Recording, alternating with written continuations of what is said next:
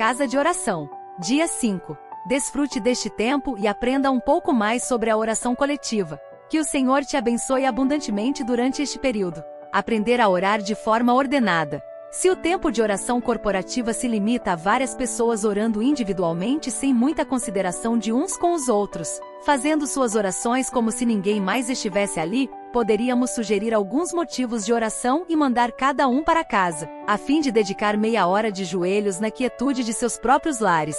Isso evitaria a perda de tempo e teria o mesmo valor. O tempo de oração apropriado tem uma ordem e um plano que ocorre como resultado da presença do Senhor Jesus em nosso meio. Nessa reunião, a vontade e a mente do cabeça resultam em uma sensação de estar junto e em uma harmonia, mesmo quando alguns de nós cometemos algum erro. Não seremos nunca perfeitos, e os melhores de nós vão errar de vez em quando. Somos todos aprendizes. É impressionante como o Senhor é paciente, especialmente com aqueles que acabaram de começar a orar e se decidiram a fazê-lo. Nós só aprendemos quando erramos e permitimos que o Senhor nos corrija. O grande problema surge quando há os mais idosos no Senhor e nunca aprenderam.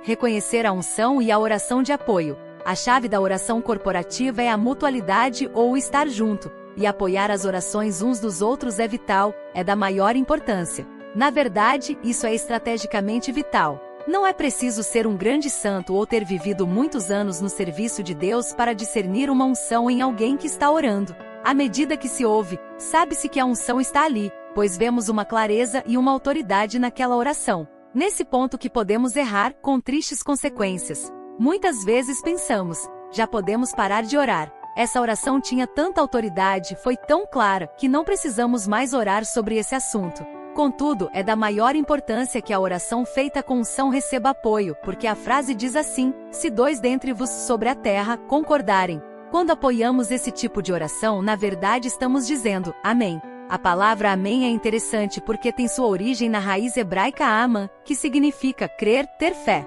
A palavra hebraica ma'amin significa simplesmente eu creio.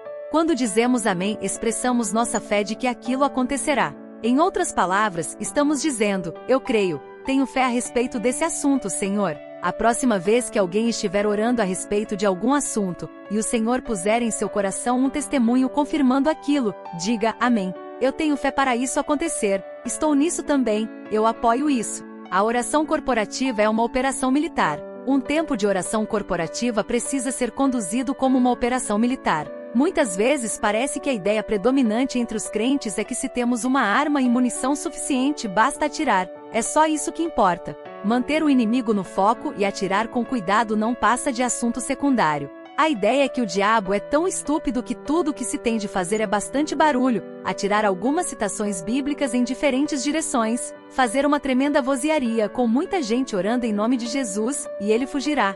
A verdade é que estamos em uma guerra, e as armas da nossa guerra não são carnais, mas poderosas em Deus para destruir as fortalezas satânicas. 2 Coríntios capítulo 10, versículo 4. De nossa parte, temos de apontar nossas armas ou nossa artilharia bem no alvo.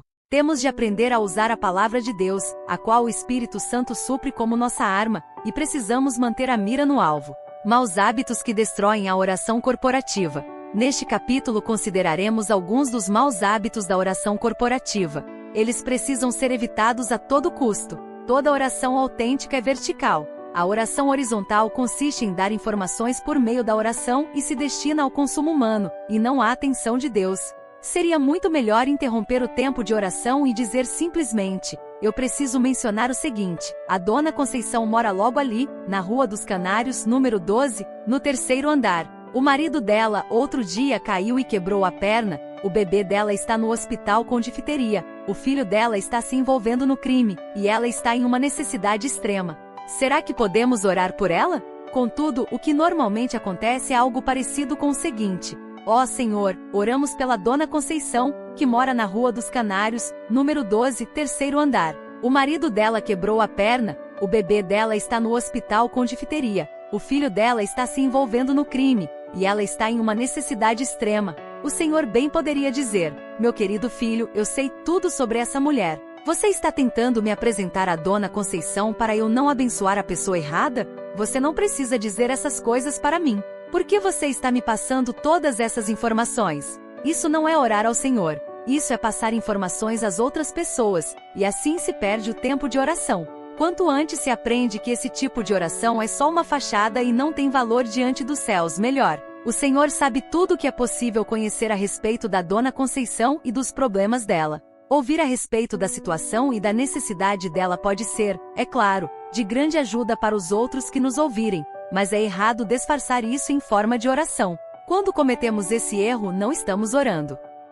Precisamos aprender lições difíceis. Qual é a vantagem se você se dirige ao céu e diz, eu orei, e o Senhor diz, você não orou? O que você fez foi gastar a maior parte do seu tempo passando informações aos outros por meio de oração, com muito palavrório vão, e quanto a mim, você foi terrivelmente enfadonho. Você acha que nosso Senhor vai elogiar alguém que acabou com as reuniões de oração? Jamais. Nosso Senhor não é nem diplomata nem político.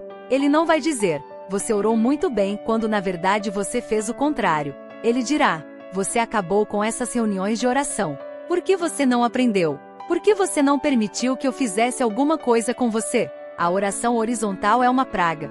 Peça a Deus que guarde você desse tipo de oração. Toda oração precisa ser dirigida a Deus. Saiba que não há nada que Ele não conheça.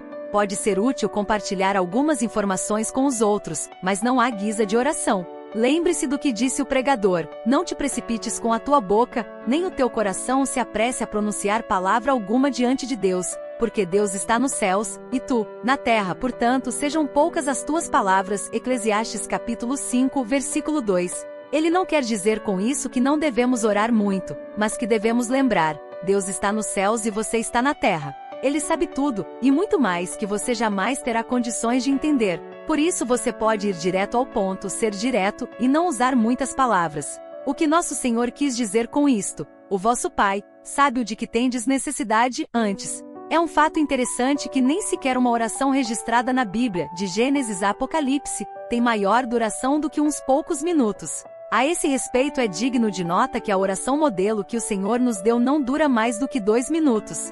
Mesmo assim, muitos cristãos fazem orações incrivelmente longas. Sem perceber, tornam-se agentes do fracasso da oração corporativa. Por meio da oração, eles destroem a própria oração. Na oração particular, é claro, na quietude do próprio lar, pode-se orar por 1 hora ou mais. Não há problema quanto a isso. Contudo, se uma pessoa orar esse tempo todo em oração corporativa, ela acabará com qualquer reunião de oração. Esse problema já é antigo, centenário. Isso me fazendo lembrar uma história contada por D. L. Moody, o grande pregador, que convivia com uma pessoa dessas na reunião de oração da igreja. Em certa ocasião, Moody ficou tão agoniado com a duração da oração do irmão que ele se levantou e disse, vamos todos ficar de pé e cantar o hino número tal, enquanto o nosso irmão conclui a sua oração. Pequenos sermões. Depois disso temos os pequenos sermões e exposições bíblicas, que são outro grande exterminador da oração corporativa. Prega-se mais ao nosso amado Senhor do que a qualquer outra pessoa do universo. Se aos não salvos se pregasse tanto quanto ao nosso Senhor, não haveria ninguém que iria para a eternidade com a desculpa de nunca ter ouvido o Evangelho. Às vezes, é de admirar que as pessoas não cheguem ao ponto de dar ao Senhor a oportunidade de ir à frente para responder ao apelo. Com esses crentes não há nada na palavra que não seja repetida. Isso não seria tão sério ou tão destrutivo se tivesse alguma ligação com o assunto em pauta. É raro as orações terem qualquer ligação com esses assuntos. Expõem-se maravilhosos pensamentos tirados da Bíblia, da lei, dos salmos, dos profetas, dos evangelhos ou das cartas. O problema é que a reunião de oração corporativa é, muitas vezes, o local de encontro de pregadores frustrados. Não há nenhum outro lugar para desabafarem, por isso a reunião de oração torna-se o seu púlpito. Ali ouvimos exposições bíblicas com os pontos 1, 2 e 3, todos eles começando com a mesma letra. Queira o Senhor nos guardar desse tipo de sermõezinhos. Na oração corporativa há uma imensa diferença entre relembrar em oração as promessas, as declarações e instruções da palavra de Deus quando dizem respeito ao seu propósito e aos assuntos em pauta e pregar essas mesmas verdades para Deus.